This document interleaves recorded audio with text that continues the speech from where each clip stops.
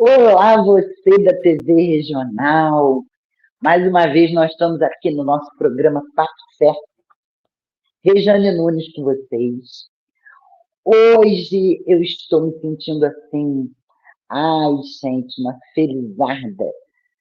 Apesar de que estou até com medo, sabe? Porque na hora que eu falei para o nosso entrevistado aqui, que é o Tiago Tabajara, que eu sou coach, ah, falei assim, nem devia ter falado isso, porque ele é um super coach, ele é um master coach.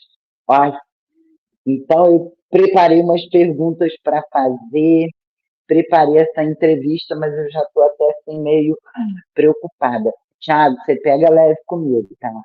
Porque eu ainda sou uma aprendiz. E você veio dar um recado muito bacana, veio falar do seu livro.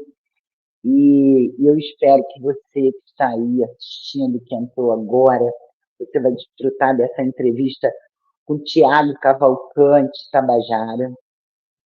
E nós vamos falar sobre o livro dele e sobre muitas outras coisas. Mentes de Aço, Atitudes de Ouro. Esse é um dos livros, né, do Tiago. O Tiago é especialista em neurociência aplicada aos negócios. Ele é PhD em neuromarketing. Ele criou o primeiro MBA de neurobusiness no Brasil. E ele lidera um programa de mestrado americano, Master of Science in Neuroscience for Business. Nem sei se eu falei isso bonito. Depois você fala de novo para mim essa nomenclatura grande. Ô, Tiago, boa tarde para você. Da onde que você está falando comigo? Eu estou falando de Barbacena, Minas Gerais. E você está aonde, Tiago? Boa tarde, boa tarde. Obrigado pelo convite, pelas palavras. E somos todos aprendizes, né? Eu acho a ideia de que quanto mais nós sabemos que não sabemos. Eu cultivo bastante essa visão, né? Até porque senão a gente acaba ficando muito dono da verdade. A gente sabe que o mundo é muito dinâmico e o que a gente sabe hoje pode ser amanhã substituído por um conhecimento mais atual. E isso tem tudo a ver com a ideia do livro sobre mente de aço, atitudes de ouro, né? E a ideia é justamente poder conversar um pouquinho hoje contigo, te contar um pouquinho o que eu tenho feito. E eu estou aqui de Porto Alegre, estou falando aqui no escritório da minha casa agora. Tchê, que legal. É um guri, gente, é um guri muito lindo. Nem tanto, já estou com 44 anos, né? Ainda nem Que mais tão guri. delícia! Quero saber se você gosta de coroa, porque eu tenho 63. Eu já sou casado, né? Então já estou comprometido, já estou fora do... Upra e esposa é brincadeira. Ô, Tiago, eu queria ver a capa do seu livro. Aqui. E eu queria que você me explicasse como é que surgiu esse nome. Mente de Aço, Atitudes de Ouro. Foi você que criou esse nome, foi junto com a editora? Como é que... Na verdade, esse é o meu terceiro livro, né? Na realidade, eu fiz uma edição em 2016, que era um pouquinho nome diferente, era Mindset, Mente de Aço, Atitudes de Ouro, e foi uma edição independente, no qual eu levei meus conhecimentos, a minha visão sobre conhecimento de neurociência, de mentalidade, já numa época em que eu tinha recém-construído a formação em neurocoaching no método Infinity, que é o nosso trabalho aqui, um dos nossos trabalhos é esse. Então, no qual a gente desenvolveu uma metodologia totalmente diferente, com a mesma proposta do coach, né? Levar alguém do ponto A para o ponto B, se conhecer, se desenvolver e atingir os seus objetivos. Só que a gente usa os conhecimentos da neurociência para isso. O que muda, né? Significa que a gente vai considerar as regras de funcionamento do cérebro para potencializar as ações. Porque por mais que eu possa definir um objetivo, a gente sabe que se eu definir um objetivo, por exemplo, de perda de peso, um objetivo de leitura, um objetivo de aprender um idioma, né, um objetivo de me alimentar melhor, todo mundo sabe o que tem que fazer. Não é? O problema é saber o que tem que fazer, nunca foi esse o dilema. A questão é como que eu supero a dificuldade de fazer o que precisa ser feito para chegar onde eu quero. Então, nesse ponto, precisa analisar como é que funciona o mecanismo de procrastinação, como é que funciona a motivação do ser humano, como é que funciona a influência dos hormônios e neurotransmissores neste processo, e até mesmo a concepção da própria mentalidade. Porque se eu não conseguir ajustar isso, eu vou estabelecer metas e vou falhar na obtenção das metas. E aí eu vou culpar tudo e qualquer coisa nesse sentido, né? Porque eu não consigo lidar com o desconforto da superação, desconforto que envolve o crescimento e a obtenção de qualquer conhecimento que a gente se envolva. Então, quando eu comecei a trabalhar isso lá, eu lancei o livro individualmente, né, construí todo o livro. Eu tinha feito publicidade e propaganda, eu tinha habilidade de lidar com criação, então foi tranquilo para mim. A primeira edição foi boa, né, depois de lançado, teve até editora interessada na ocasião, porque as editoras recebem uma enxurrada de tentativas de autores, né, então para eles também é um pouco difícil deles avaliarem todos e conseguirem lançar. Então eu mesmo assim, ninguém quis, só eu lancei sozinho.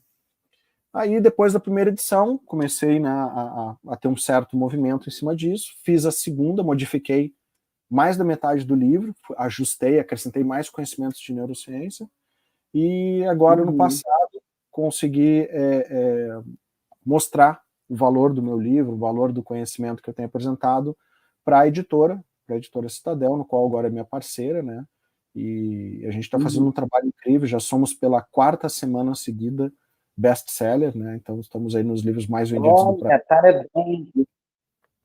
Então conseguimos essa visibilidade do trabalho sério que a gente tem feito. Sim. Tiago, você falou aí numa palavra que eu acho que a maioria das pessoas não sabem o que é procrastinar. Então, eu vou deixar que você mesmo explique.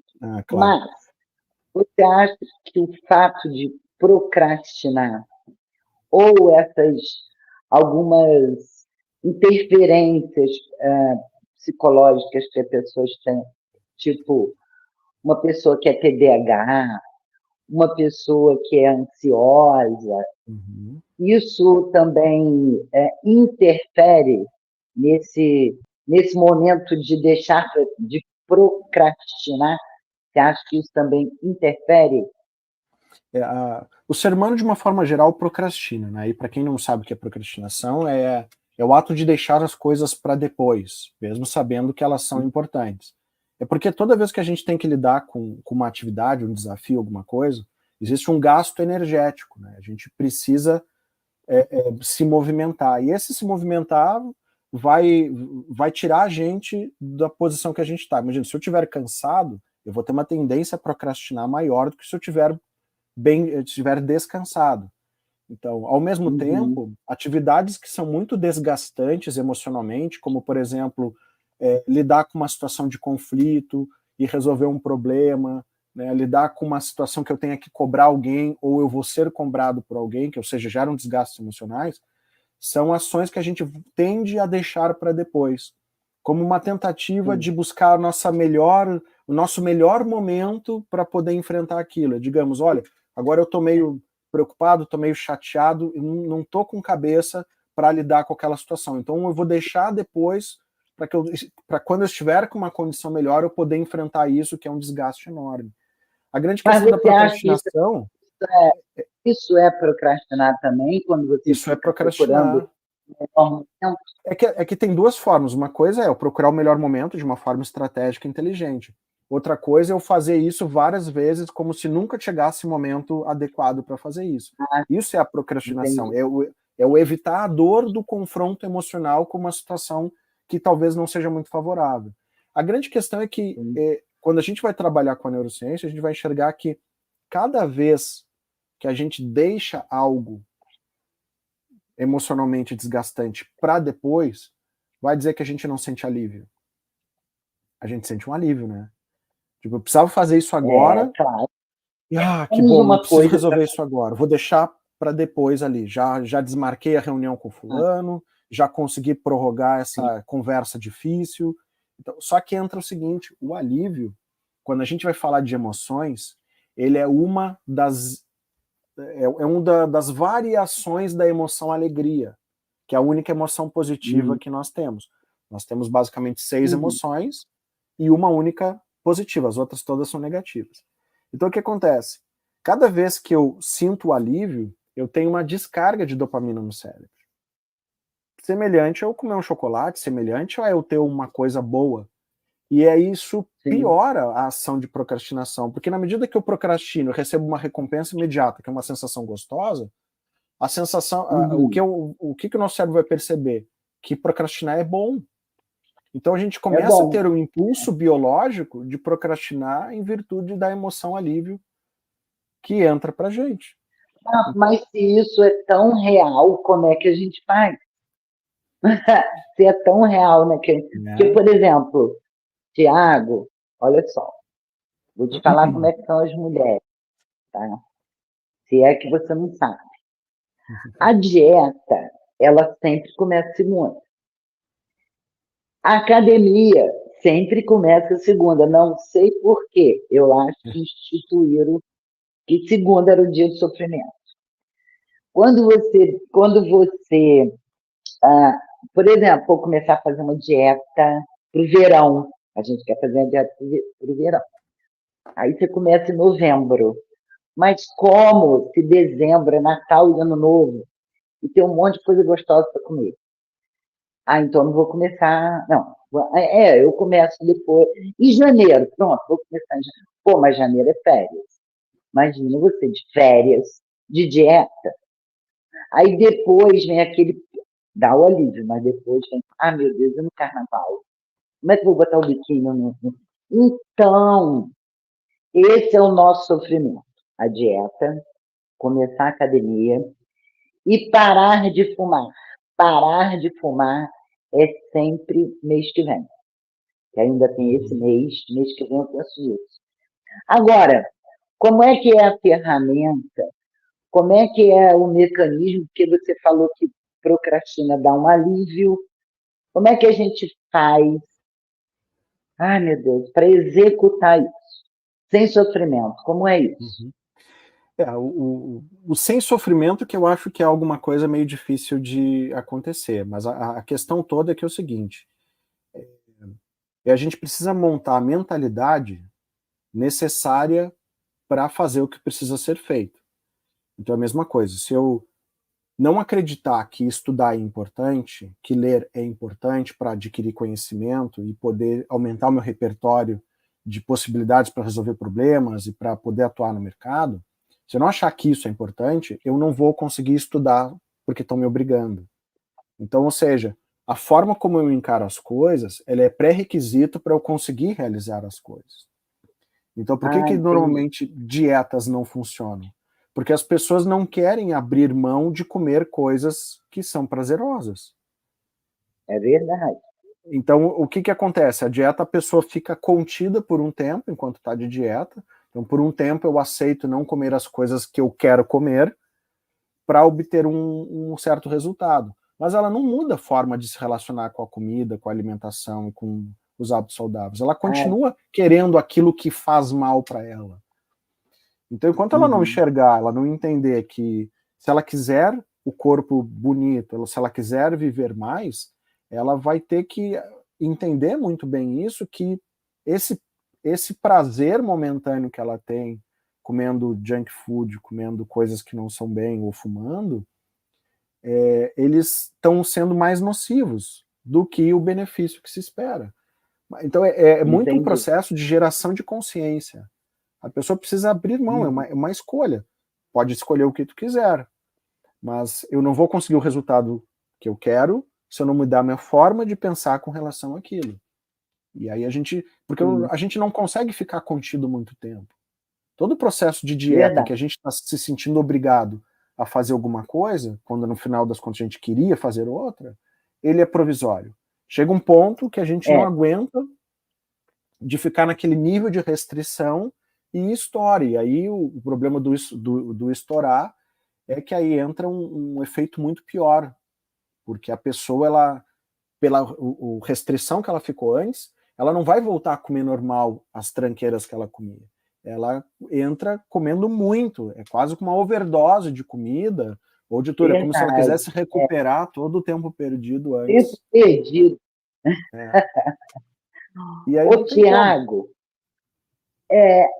agora a gente trocando assim de interesse, eu conheço pessoas que têm uma ideia brilhante, aquilo está no papel. Uhum. Ela escreve sobre aquilo, ela fala sobre aquilo, ela anseia sobre aquilo, troca ideia sobre aquilo, pesquisa na internet sobre aquilo.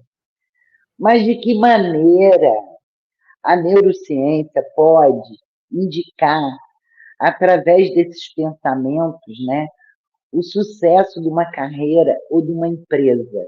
Como é que o que a pessoa tem que fazer quando ela pensa que ela tem uma ideia brilhante? Ah, gente, queria tanto botar em prática essa ideia. O que ela tem que fazer? Uhum. Uma coisa que a gente percebe de cara é que é o seguinte, o mundo ele está funcionando e ele não foi concebido, ou ele não está preparado para nenhum de nós atender os seus sonhos, os seus objetivos. Então, por mais que a gente tenha Sim, ideias e tenha sonhos, a gente vai precisar fazer rearranjos e criar condições para que a gente possa colocar em prática as nossas ideias. E sim. a principal questão que envolve colocar ideias em práticas é recursos. E os recursos, eles são vários. São desde dinheiro, recursos de pessoas para me apoiar, recursos de tempo disponível para fazer a coisa dar certo.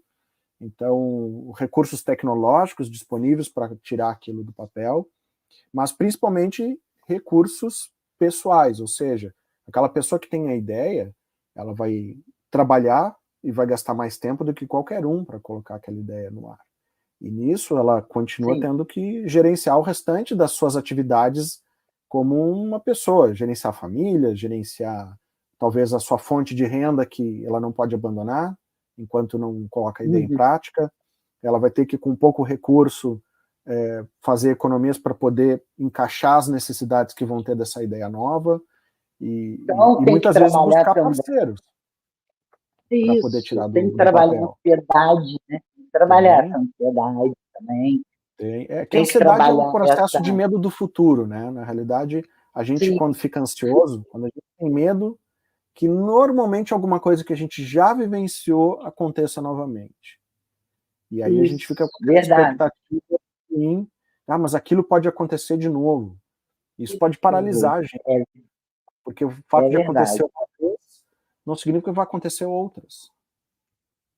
Essa linguagem, eu vejo, Thiago, você, né, falando muito uma linguagem assim, que você, no livro, fala que as ferramentas vão indicar para o leitor compreender a si mesmo, Uhum, compreender o outro e compreender a sociedade. Porque, na exato. verdade, você acabou de dizer, o que você quis dizer é que ninguém faz nada sozinho. Não adianta você ter uma Não. ideia brilhante, porque você precisa de várias outras coisas para que a ideia funcione. Você acha que o maior erro ainda é essa coisa de se conhecer? Que aqui você fala que tem que se Uhum. conhecer, tem que conhecer o outro e tem que conhecer a sociedade, o meio, né? Aonde você vai aplicar isso? Isso é uma linguagem coach também?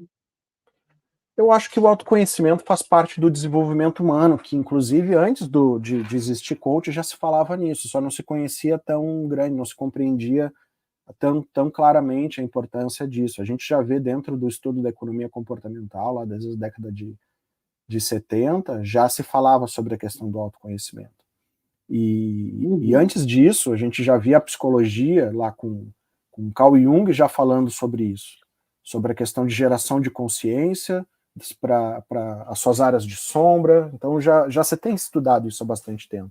Só que o coach ele trouxe um pouquinho de popularização de algumas coisas que estavam meio distantes, meio na academia, assim, muito longe das pessoas, né? Então, o autoconhecimento ele ajuda a gente a entender quem eu sou no mundo, o que eu tenho de talentos, o que eu sou bom. Ele ajuda totalmente na autoestima, porque é comum as pessoas que não preparam, trabalham o seu autoconhecimento, elas acharem que não são boas o suficiente para muitas coisas. Eu não sou bom, eu não me Verdade. candidato para emprego porque eu não acho que eu sou bom o suficiente. Eu não quero empreender porque quem sou eu para empreender? Eu não sou ninguém. Olha de onde eu vim, olha o que eu tenho, olha quem são a minha família, eu não tenho dinheiro nem nada. Só que na medida que a gente entende sobre o autoconhecimento, percebe que todos nós somos iguais, todos nós temos as mesmas capacidades biológicas, não importando se eu sou homem, se eu sou mulher, se eu sou japonês, alemão, negro, não interessa. Somos iguais, com as mesmas aptidões. O que determina o sucesso de uma pessoa é a mentalidade dela. É o quanto que eu sei das minhas competências e das minhas fragilidades e dedico tempo para colocar isso em prática. É esse o grande recurso, a grande ferramenta que a gente tem, é a nossa mente. Se eu acho que eu sou merecedor de algo, eu vou me colocar em situações de desafio e vou me colocar porque eu acredito que eu possa vencer, eu acredito que eu possa ocupar aquela posição. Agora, se por acaso eu tive alguma família, cresci numa família desestruturada, onde eu tinha pais que me diziam palavras ruins, diziam palavras de tu nunca vai ser nada na vida, ou não adianta ficar estudando, tem que trabalhar, ou seja, traduzindo a sua visão deturpada de mundo, essa criança vai crescer achando que não é boa o suficiente, que o único caminho realmente é ser um funcionário, que ela nunca vai ser rica na vida. Então, só que o fato de eu acreditar isso faz com que eu tenha atitudes que colaborem com isso, entendeu? Uma pessoa que não acha que é bom o suficiente, as oportunidades passam diante dela e ela não percebe.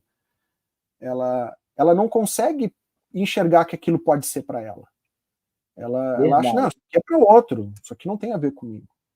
Então, só que já alguém que enxerga que tem capacidade, mas não tem os recursos, ela vai olhar para o mundo como oportunidades. Ela vai estar num trabalho e vai ver que todo mundo é mais ou menos. Ela vai dizer, não, então, sabe, se eu trabalhar bem, se eu trabalhar melhor, eu consigo me destacar, eu já enxerguei como a gente pode melhorar alguma coisa aqui na empresa, eu vou chegar para o dono, eu vou colocar as minhas ideias, porque eu quero subir, porque eu acho que eu posso, eu estou enxergando que pode ser feito. Então, pessoas com a mentalidade preparada, elas criam as suas oportunidades. E eu falo da minha própria vida, no meu livro eu conto. Eu não ganhei nada de ninguém. Estudei nos Estados Unidos, eu estudo com o meu próprio dinheiro. Não ganhei bolsa, não ganhei incentivo do governo, meus pais não me deram nada. Eu estudei em colégio estadual e tudo que eu fiz foi porque eu recebi uma palavra com 7 anos do meu pai, que foi fundamental, que está no meu livro, no qual ele me disse, depois de assistir um filme chamado Superman, que todo mundo era igual, que ninguém tinha superpoderes e que todo mundo podia chegar onde quisesse, desde que gastasse tempo e energia para fazer dar certo. E aquilo para mim foi libertador, porque eu olhava para os meus vizinhos, olhava para pessoas na minha escola que tinham mais recursos do que eu, e enxergava que se eu quisesse alguma coisa eu ia ter que buscar. E que não é porque eles tinham que era melhor que eu. Era só os pais que tinham conseguido conquistar. Então isso me fez me aplicar em todos os trabalhos que eu tive. Eu fui muitas e muitas vezes promovido. Eu tenho uma coleção de troféus de tudo que é lugar que eu trabalhei, de premiações que eu recebi. E fui buscar o meu caminho. Então eu sou totalmente contra posições de vitimismo, quando as pessoas acham que precisam que alguém dê oportunidade para elas. A gente cria oportunidade. E quando a gente vai ver os principais milionários do mundo, e tem até uma consultoria que eu não vou lembrar agora, eu acho que é WealthX, que eles disseram que os ultramilionários, que são pessoas que têm patrimônio acima de 30 milhões de dólares, 68% deles começaram do zero, sem qualquer recurso familiar, sem qualquer incentivo de ninguém, foram lá e buscaram. Então isso mostra o quê? E no Brasil a gente vai ter isso também. Que depende da gente, a mentalidade de achar que eu posso buscar. Daqui a pouco nós vamos falar de uma pessoa que eu quero ver se você concorda comigo, mas antes, Thiago, eu queria dar um recadinho. Para quem chegou agora, aqui no nosso programa Papo Certo, nós estamos conversando com o Tiago Tabajara, doutor em neurociência, e ele está dando aqui umas orientações de como é que a gente pode dar o up aí na nossa vida, nas nossas ideias. Veio também para mostrar o livro, né, esse livro bacana que ele escreveu, que é o terceiro livro, Mentes de Aço, Atitudes de Ouro, para aquele você que quer ser empreendedor. Quais são as ferramentas que você precisa? Então, você pode entrar no chat, fazer pergunta, aproveita, curte, depois compartilha, e nós estamos muito felizes que você está aqui nos ouvindo. Ô, Tiago, eu queria saber o seguinte: você acha que a visão que se tinha do indivíduo empreendedor de anos atrás é bem diferente do empreendedor atualmente?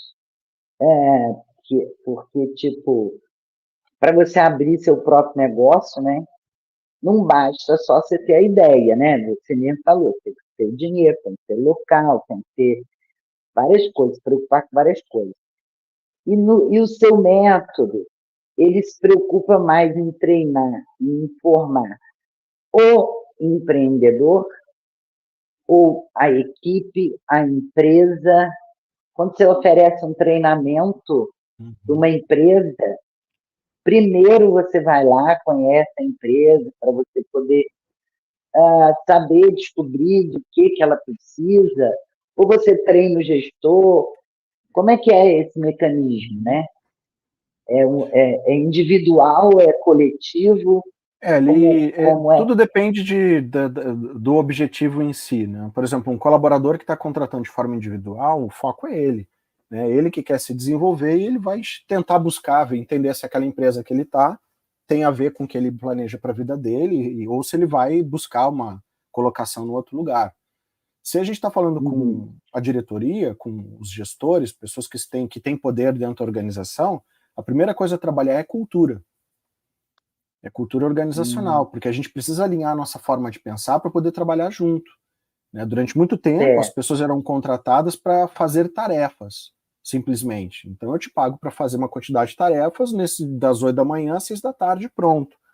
Só que o mercado ele ficou dinâmico demais. As tarefas elas não são tão claras, né? Hoje existe uma necessidade de habilidades interrelacionais muito grande, mais do que se tinha antigamente, que onde um conhecimento técnico era suficiente.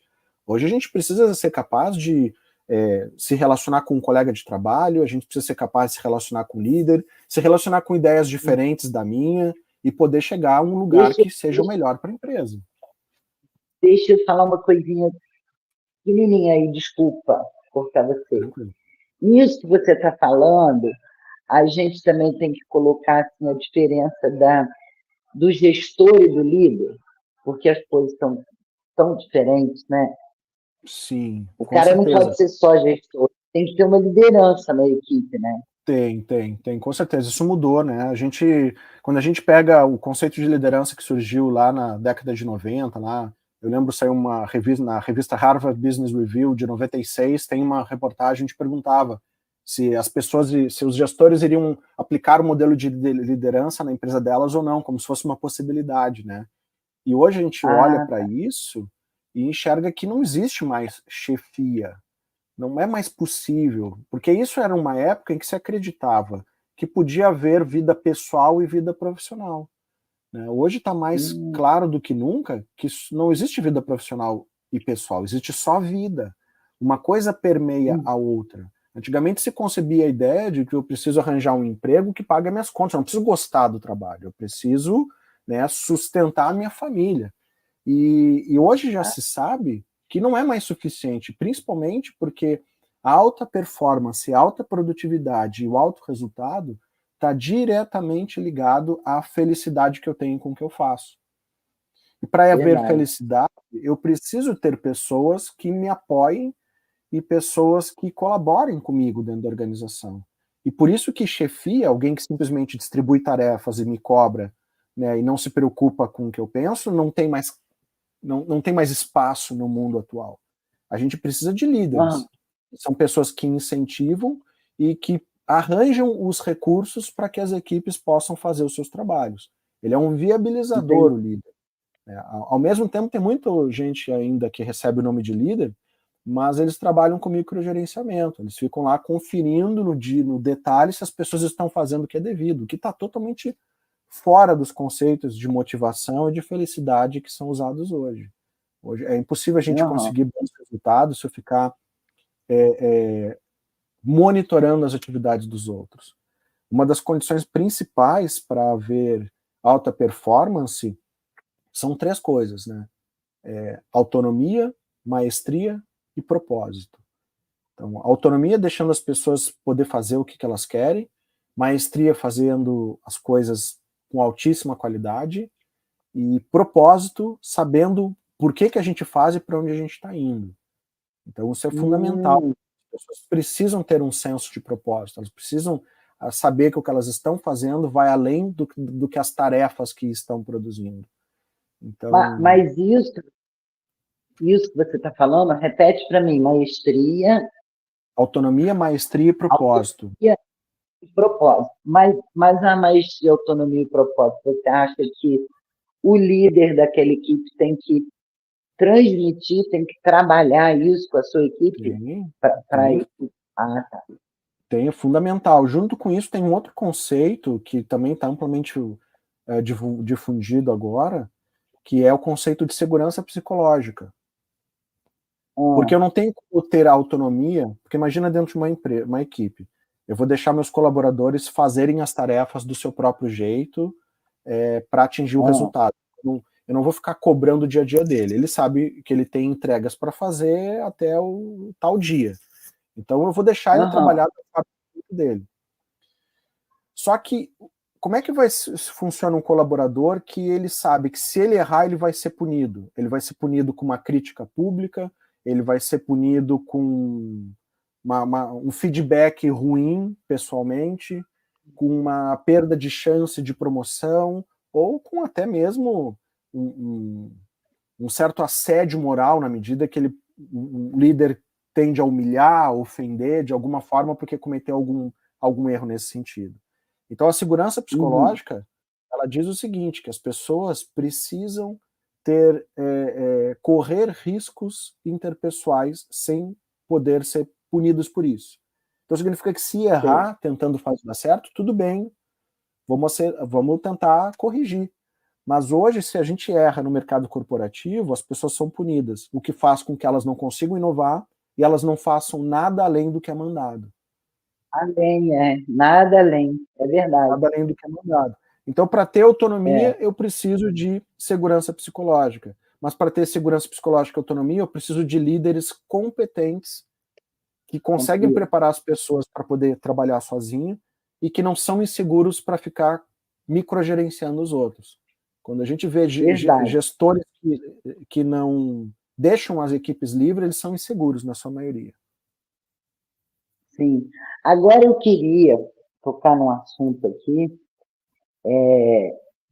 Você acha que o Steve Jobs já descobriu você? Porque a hora que ele descobriu que você está fazendo um trabalho tão legal, eu queria primeiro, brincadeira, eu queria que você falasse para mim dele, do Steve Jobs, da trajetória dele. Mas, primeiro, eu queria que você falasse do Silvio Santos. Ontem, eu estava vendo, não costumo ver, mas estou aqui em Barbacena, minha neta estava vendo. E a filha do Silvio Santos estava lá fazendo uma brincadeira, que era uma roleta, umas perguntas lá e tal. E depois teve um momento que ela pegou 10 notas e jogou o aviãozinho, igual o Silvio Santos faz, né? Só que ele ri, joga o aviãozinho. Quem quer dinheiro? E joga o aviãozinho.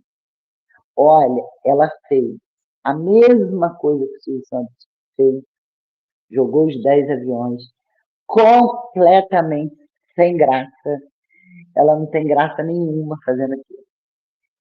E eu, né, que sou da era Silvio Santos, que quando eu era pequena, a minha mãe ligava a televisão de manhã e só desligava 8 da noite, almoçava na sala vendo Silvio Santos. Então tinha os calouros, né? Tinha várias coisas. Mas vamos ver a trajetória do Silvio, né? O Tiago, porque o cara começou vendendo pente como camelô. Depois ele pegou aquela firma falida que tinha o carnê do baú da felicidade. Enfim. Então, olha que coisa, que marketing, né?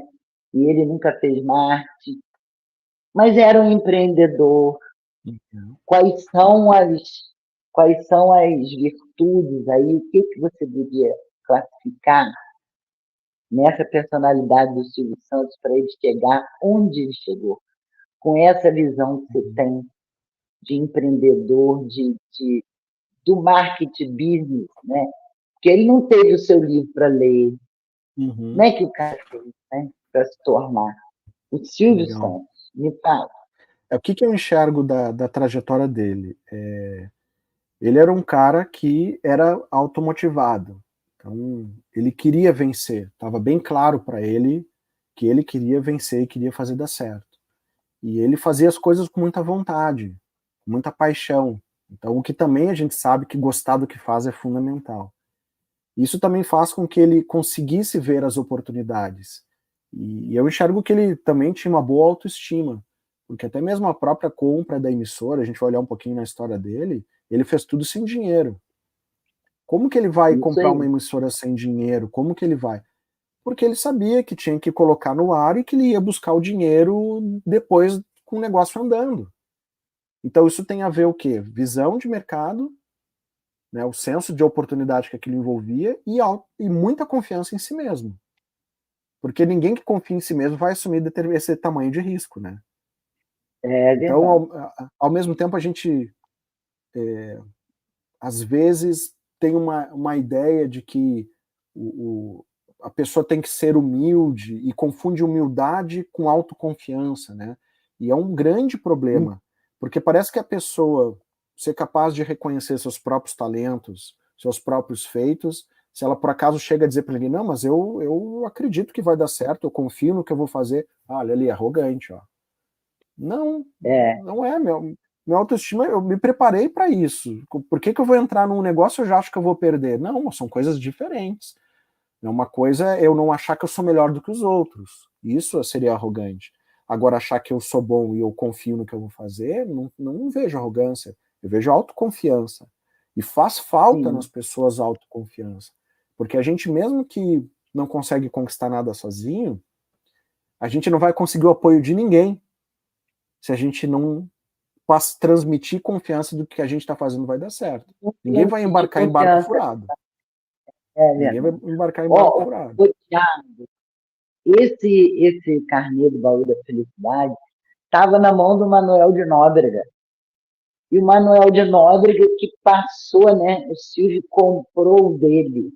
Então, quer dizer, o Manuel de Nóbrega não se via assim, né?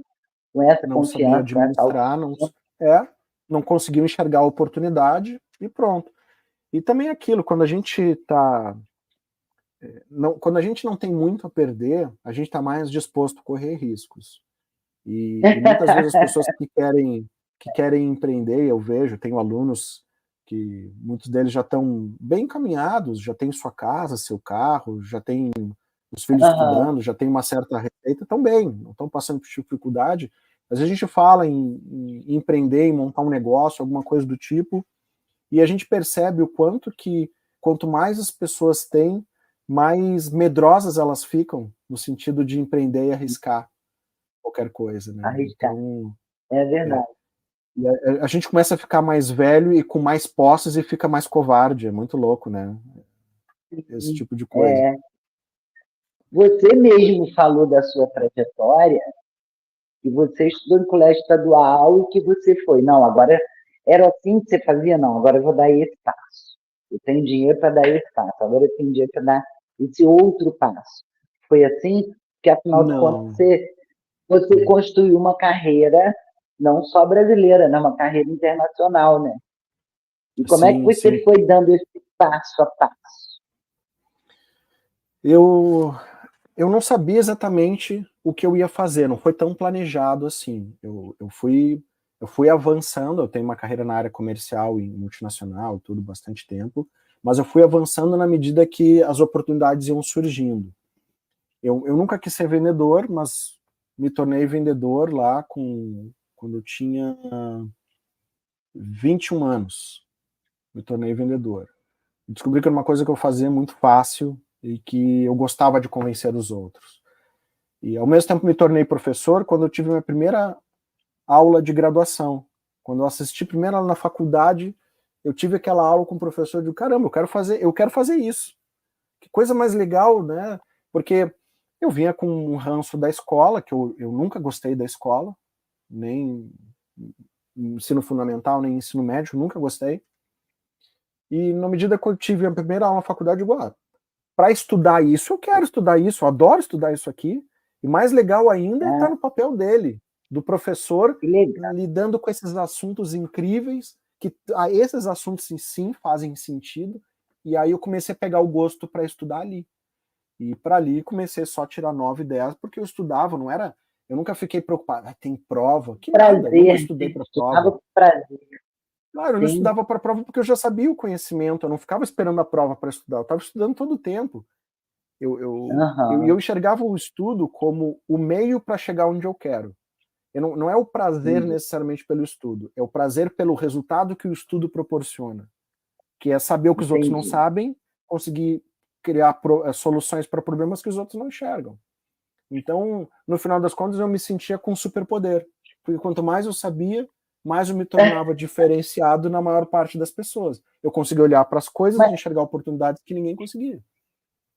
Mas agora você vê, né? Você que está no ramo do empreendedorismo, no treinamento do empreendedor, no treinamento das empresas e tal.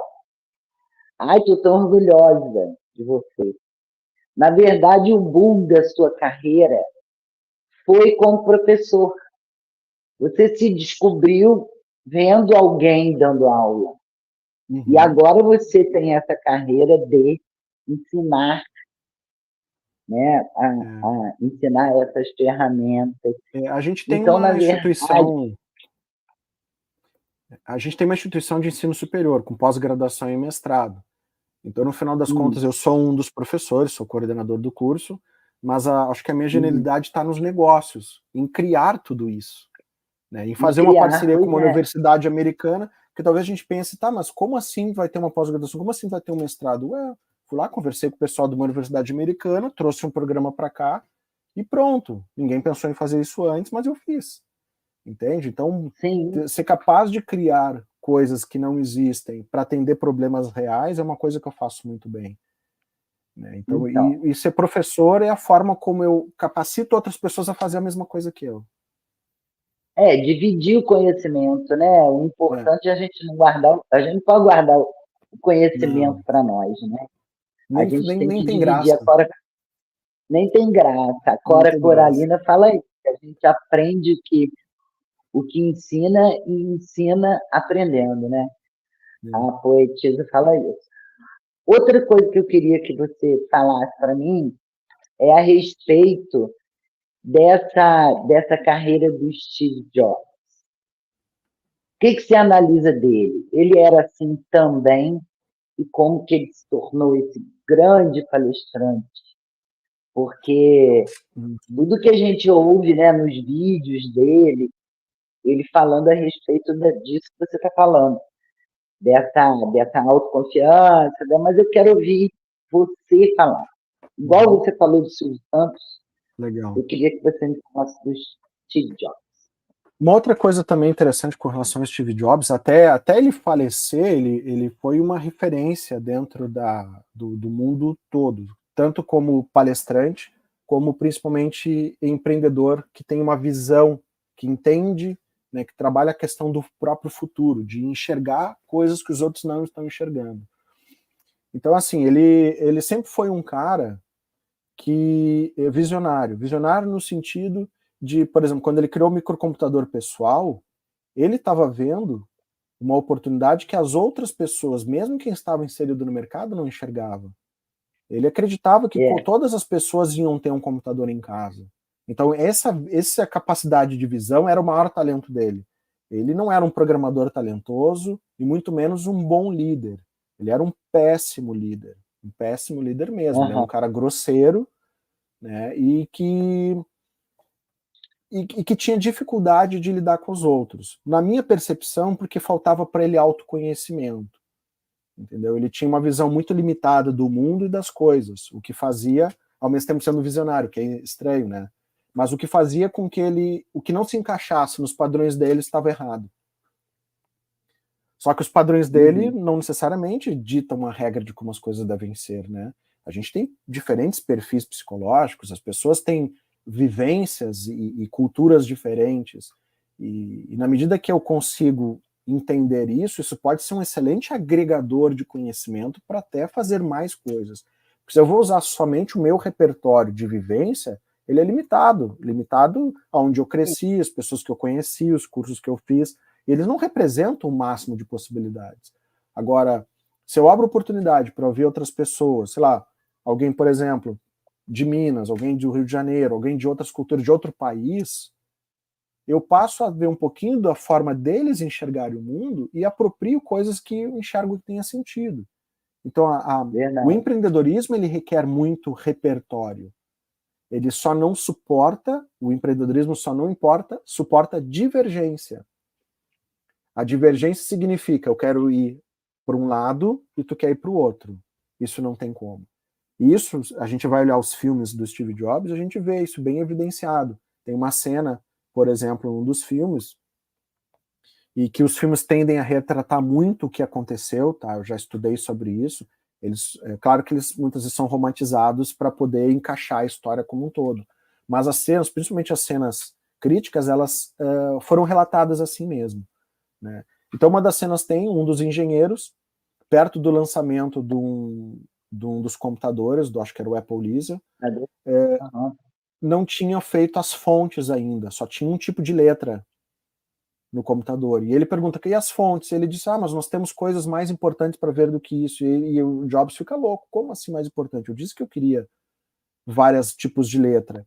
Então, nesse eles ficaram numa pequena discussão, ao ponto do cara insistir, não entendeu a visão que o Steve Jobs estava dizendo que isso era importante, que ele não podia priorizar isso, e ele demite, ali mesmo, né, o cara, porque, ou seja, se tu não quer caminhar para isso, não enxerga que fontes é importante, como eu estou dizendo, tu não pode trabalhar no meu time.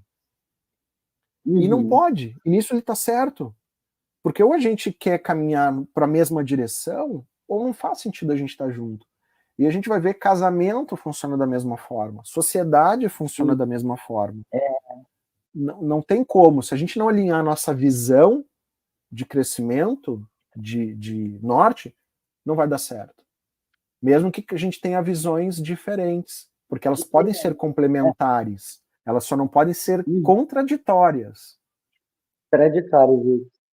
É verdade. E por isso eu trabalho isso fortemente em cultura organizacional. Porque a gente vai ter, às vezes, uma empresa vai lá e contrata um colaborador, currículo perfeito, um monte de formação, idiomas, vários cursos, e aí chega esse cara dentro da empresa e não dá certo. Por quê que às vezes a gente vai ver que não dá certo? Porque provavelmente ele vai querer trabalhar dentro da empresa da forma como ele quer trabalhar. Da forma dele. E não da forma como a empresa precisa que seja trabalhado. Então nisso vai ter divergência direto, porque a gente carrega conosco as experiências que a gente, de emprego, as experiências de vida. Eu sempre gosto de usar o exemplo de 2 restaurantes que tem em todo o país, por isso que eu acabo usando bastante, né, como referência. Imagina alguém que cresceu desde limpando o chão no McDonald's até virar supervisor de loja. E ele ganhou prêmios e tudo, e funciona 100%, aquele McDonald's é impecável, todo mundo adora. E aí, porque ele faz um bom trabalho, o Outback vê, opa, eu preciso de um gerente assim lá no meu Outback. Vai dar certo? Óbvio que não. apesar dos dois serem do segmento de alimentação, a forma como a rotina tem que ser gerenciada e as coisas acontecem dentro do McDonald's são totalmente diferentes da forma como acontece no Outback. E não é só o preço do produto, é o tempo que se gasta com o cliente, a forma como as coisas se produzem, a velocidade com as coisas. Então, a experiência que a gente tem pode ser muita para uma área, mas às vezes na outra nós sabemos menos que o estagiário. Você tocou no assunto aí, Thiago, que também é interessante. Eu pensei nem que ia dar tempo da gente falar disso, mas esse filme também do McDonald's também é muito interessante, né? Muito.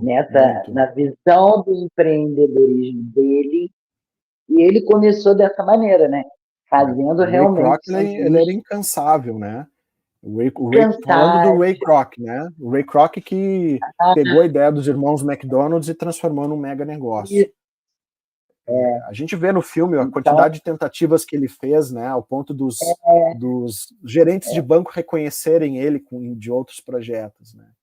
E essa visão de ser incansável é uma coisa que o empreendedor precisa cultivar. Ele não pode ser um empreendedor por ocasião. E infelizmente, o brasileiro, muitos empreendedores no Brasil, eles são empreendedores por necessidade. Ele não tem essa visão de querer crescer, de querer fazer, mudar as coisas, Não, ele precisa pagar as contas dele, ele não consegue emprego, ou quando consegue um emprego querem pagar R$1.500 por mês para ele, e ele percebe que rapidamente, se ele vender qualquer 5, 6 itens representando uma marca, sendo um camelô, venda direta, o que for, ele ganha muito mais do que isso. Né? Se ele trabalhar com qualquer produto de marketing multinível, ele já consegue tirar mais do que isso por mês. Então ele acaba empreendendo como uma forma de aumentar a sua receita, e não como uma aptidão, ou um preparo, ou um desejo de construir um império, alguma coisa do tipo. E aí falta ferramentas para ele muitas vezes, que aí é compreender coisas que têm a ver com empreendedorismo. Fluxo de caixa, pensar em estoque, pensar em gestão de fornecedores, a parte de marketing para atrair cliente, que eles não sabem. Eles são só comerciantes, pequenos comerciantes, não empreendedores. Sim.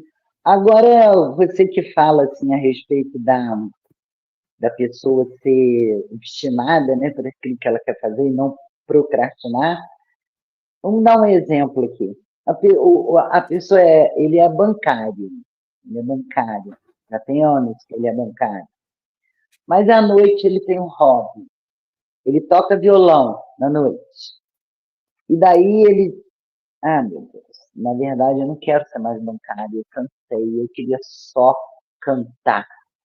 Isso é possível aplicando o seu método? Ele vai. Quais são as características que ele precisa ter? Né? Por enquanto ele é bancário, está pagando as contas dele. Mas ele queria mesmo era ser cantor e tocar violão. Aí a gente tem que ter duas coisas importantes para analisar. Primeiro, eu sou bom o suficiente ou é só uma coisa que eu gosto mesmo? Porque se for uma coisa que eu gosto, que me dá prazer, talvez seja uma coisa que eu tenho que continuar cultivando. Agora, vale a pena transformar num negócio e se tornar alguém realmente de nome, investir tempo, energia e talvez arriscar a construção da sua carreira nisso, se ele realmente for bom. Se ele realmente for bom, eu acho que tem realmente que fazer essa migração e se planejar para isso. Porque muitos sonhos, principalmente quando a gente fala sonhos dentro das artes, né, ou seja, alguém vou trazer talvez dentro do esporte também, até aquilo de fato dar certo, a gente precisa pagar a conta. E precisa gastar tempo e energia. Então a gente vai ter que arranjar profissões ou trabalhos meio que trampolim. Ou seja, não é o que eu quero fazer, mas eu preciso fazer para poder ter dinheiro suficiente para manter o meu sonho vivo até o meu sonho vivo dar certo. Isso, verdade. Porque são mercados muito competitivos. E, paralelamente a isso, a pessoa tem que cada vez se tornar melhor. Porque, às vezes, a pessoa tem uma autoilusão, né? Olha, eu acho que eu sou muito bom, adoro cantar. Legal que tu gosta de cantar, mas tu é ruim. Não tem competência suficiente para poder... Vamos combinar. tem que ter essa autocrítica. tudo bem, É igual, resolver com ele. ô, Thiago, é igual aquela história, cara, você como cantor é um excelente bancário.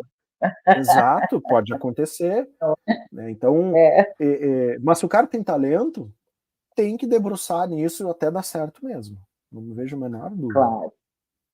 Olha só, para a gente já ir encerrando o nosso bate-papo, que é uma pena, que, meu, já anotei tanta coisa aqui que você falou. Primeira coisa que eu vou ter que fazer é ler esse livro. Legal. Vou ler. Já vi o preço aqui, já vi o nome da editora. Uma coisa que eu queria que você falasse para Rodrigo colocar na tela é se a gente quiser acompanhar você nas redes sociais. Ah, sim.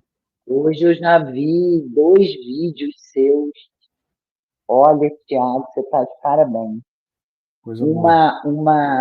Como é que fala? Uma maneira de explicar, uma maneira de falar com o público, que eu percebi que ali, se tiver uma pessoa de 15 anos, uma de 80, ela entende na horizontal, porque a maneira como você fala, explica, é muito assim popular, né? Uhum. Para inteligente, mas que atinge qualquer idade. Você está de E parabéns. eu acho que é essa a Eu só ideia, assisti. né?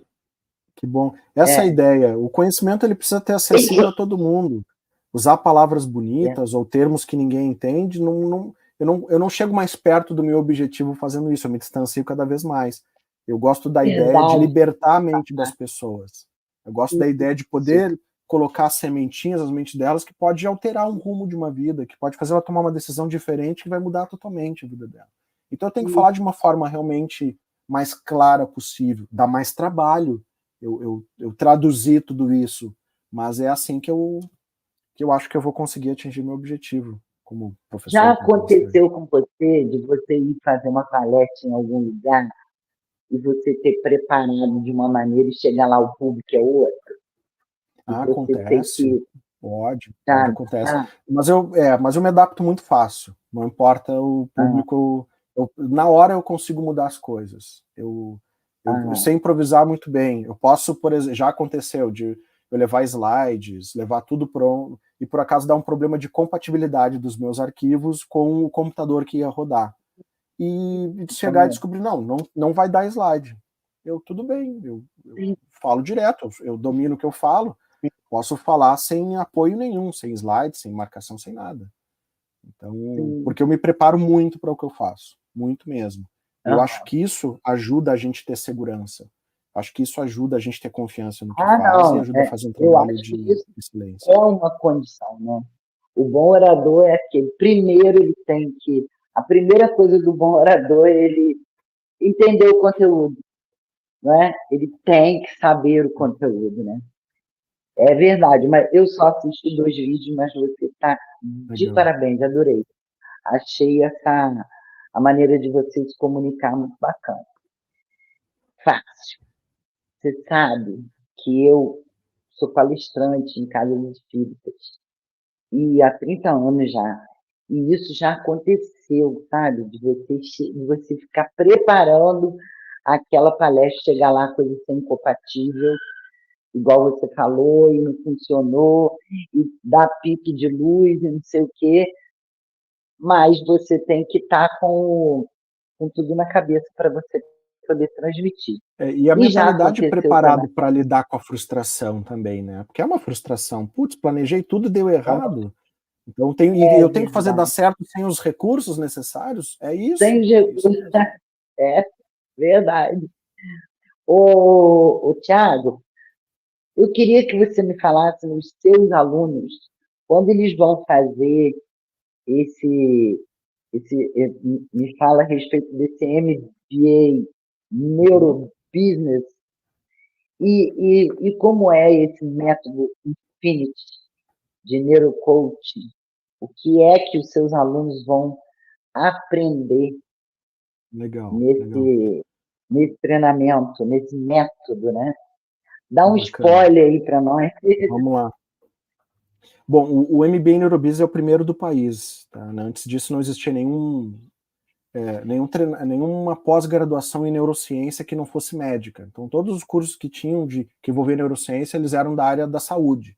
Então nós criamos Da saúde. o primeiro registro no MEC relacionado a isso, que é uma pós-graduação que visa pegar esses conhecimentos sobre o funcionamento do cérebro, sobre o comportamento humano, sobre psicologia, antropologia, neurociência, economia comportamental, e traduzir esses conhecimentos para o mundo dos negócios, né, para a gente Mas poder...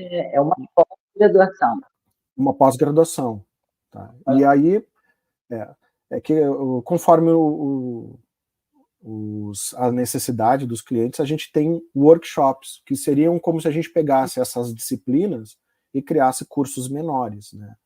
Então, a ideia da pós-graduação é a gente poder levar esses conhecimentos para que as pessoas possam, por exemplo, negociar melhor, vender melhor, liderar melhor, criar campanhas de marketing mais efetivas, ser mais persuasivo, tudo considerando esses conhecimentos.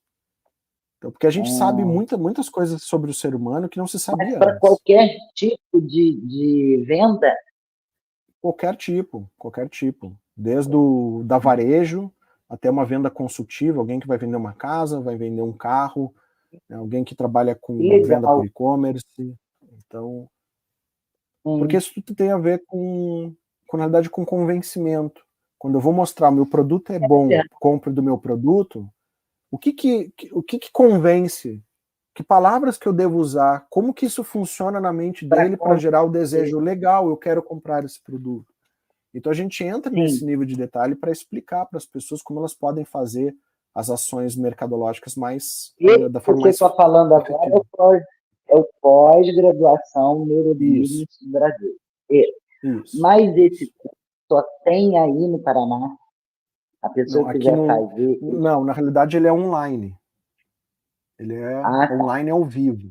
Então a pessoa se matricula, vai ter aula com os professores, eu sou um dos professores, então vai ter aula no final de semana. Tá. E qual é o link para a pessoa, se a pessoa quiser fazer esse curso? mbaNeurobusiness.com. Tá. É fácil. Tem todas as informações. O Rodrigo depois vai botar na tela aí. mbaNeurobusiness.com. É isso? Agora, eu quero que você me desse o spoiler do outro. O Infinity. Método Infinity Neurocoach. Esse Infinity Neurocoach também é online? Não, até pode ser online também, né? A gente já teve, inclusive, formação aqui, eu fiz formação, inclusive, com alunos em Portugal, a gente foi para a Europa lá fazer formação. Sim. E agora a gente suspendeu um pouco as formações e estamos fazendo só o processo. Então, o processo individual ou o processo em grupo. Então, qual é o objetivo? Então, a gente vem pessoas querendo, por exemplo, olha, quero replanejar a minha carreira. Descobri que onde eu estou no mercado, mas eu não sou feliz, eu não aguento mais esse mercado, quero ser livre, quero ter tempo para minha família. Então, o que a gente vai fazer? A gente vai fazer um processo de autoconhecimento, de investigação disso, e ele tem passos, tá? Esse método tem 12 passos para fazer isso, e ele é bem estruturado, e ele não usa ferramentas do coach. Ele tem ferramentas próprias. Tá. Ele tem etapas, porque assim, imagina, não adianta a gente definir objetivos se antes eu não estabeleci nem o compromisso, eu não adquiri autoconhecimento, eu não preparei minha mentalidade e não tracei um plano. Então são etapas que são pré-requisitos uma das outras para poder a pessoa chegar lá. Porque eu, depois de ser coach por 10 anos, eu identifiquei que muita gente ou desistia do processo, ou quando terminava o processo, voltava a ser quem era antes, fazendo as mesmas coisas, ou os resultados são momentâneos. Então eu descobri que para ter resultados duradouros, eu preciso mudar a forma dessa pessoa pensar. Então, e esse método, esse Infinity aí, ele é só presencial? Não, online. Hoje eu tenho feito. Eu tenho alunos Ah, tá. de Rondônia, eu tenho alunos de Balneário Camboriú, eu tenho alunos de tudo que é E, lugar e, do país. e esse que você falou que por enquanto está interrompido, é isso? Não, esse eu faço só o processo. Antes a gente estava formando pessoas para fazer o processo.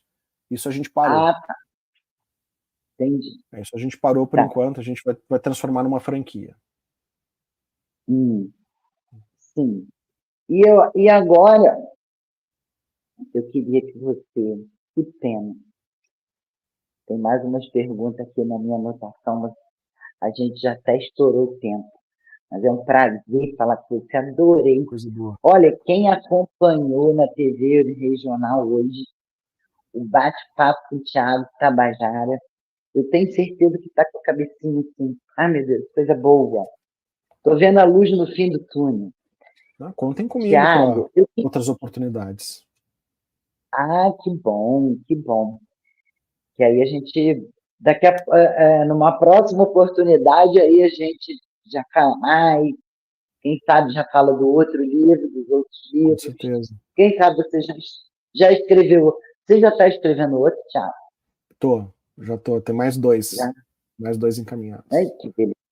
Então, da próxima vez nós vamos falar dos próximos livros.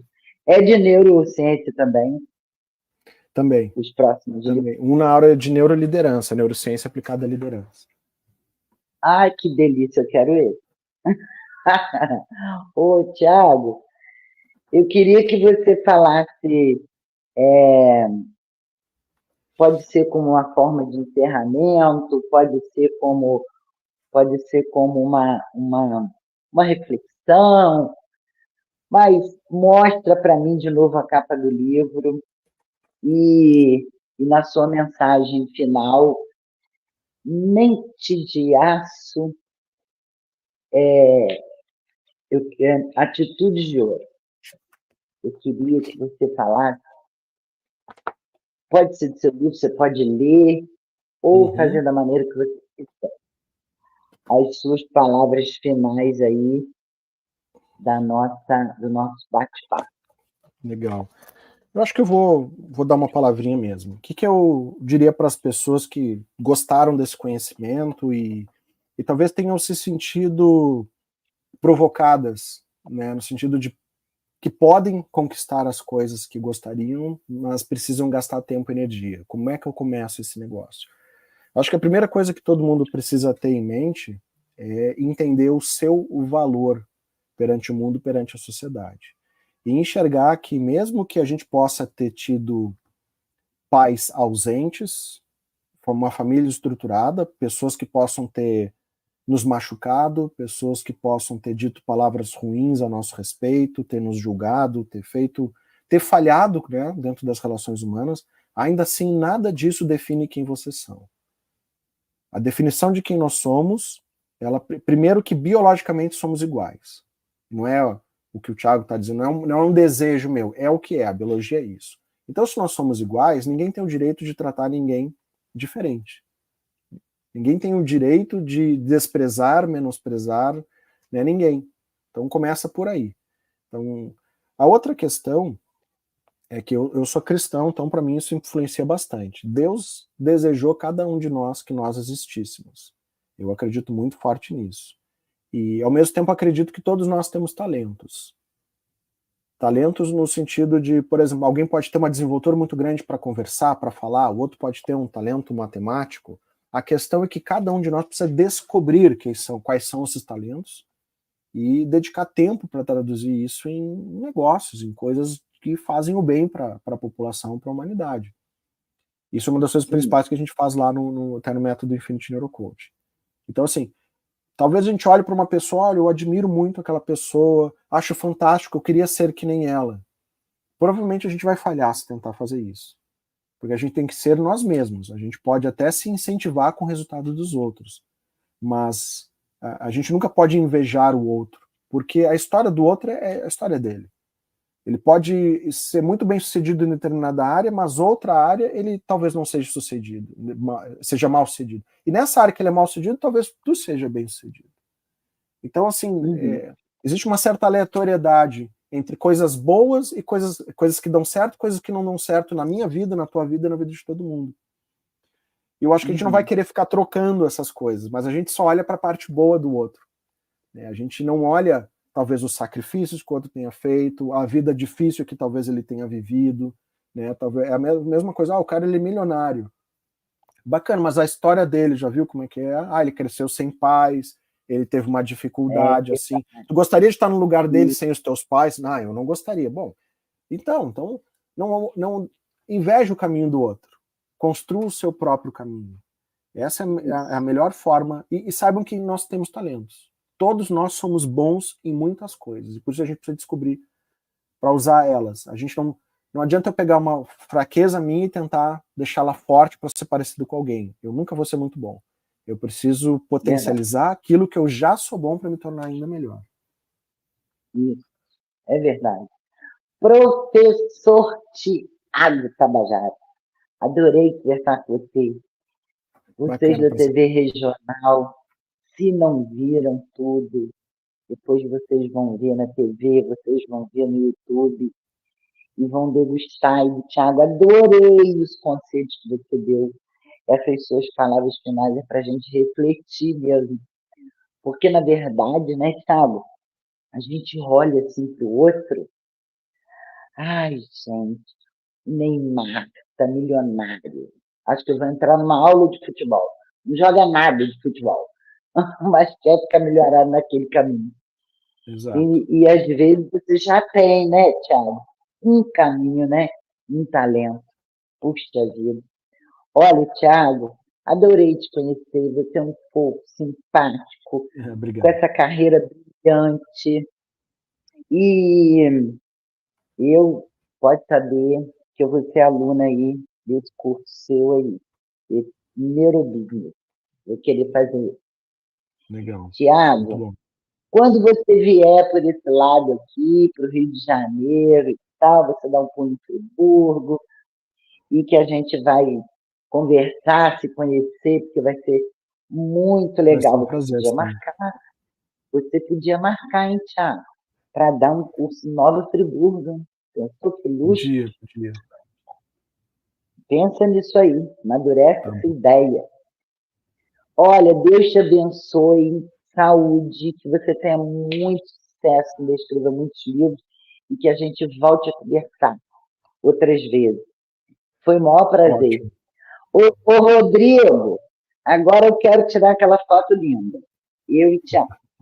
Nós vamos dar aquele sorriso bonito, Thiago, que o Rodrigo vai tirar a nossa foto. Ok? E depois eu vou...